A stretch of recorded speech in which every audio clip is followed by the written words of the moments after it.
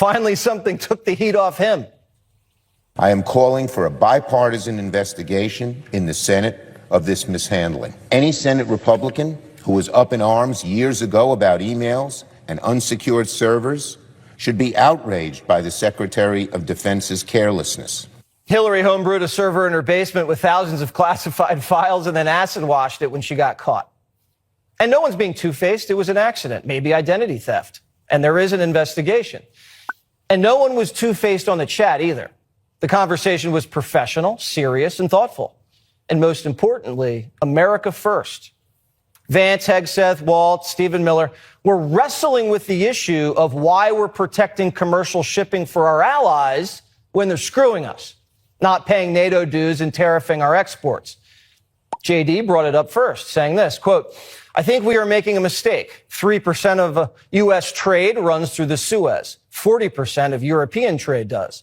There is a real risk that the public doesn't understand this or why it's necessary. The strongest reason to do this, as POTUS said, to send a message. But there is a strong argument for delaying this a month. Stephen Miller responded this way, quote, the president was clear, green light. But we should make clear to Egypt and Europe what we expect in return. We also need to figure out how to enforce such a requirement. If Europe doesn't remunerate, then what? If the U.S. successfully restores freedom of navigation at great cost, there needs to be some further economic gain extracted in return. Donald Trump agrees. Secretary of Defense Pete Hegseth and J.D. Vance, the Vice President, said that the Europeans were freeloading. Do you agree with that assessment? Do you really want me to answer that? Yeah, I think they've been freeloading. The United States is protecting European trade at great risk and at great cost. We started doing this after World War II, so our allies' economies could recover and to create an alliance system against the Soviets. But it's almost, 100 years later, and the Soviet Union's collapsed. And our allies' economies have recovered.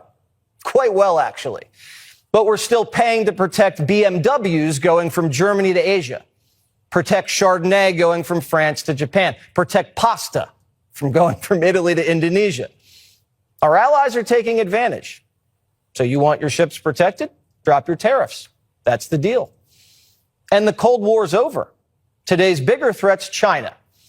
And how did China become such a threat? They freeloaded off of the free trade that our Navy protects. The Chinese Navy doesn't guarantee safe passage on the high seas. Our Navy does. And we're paying to protect a predator.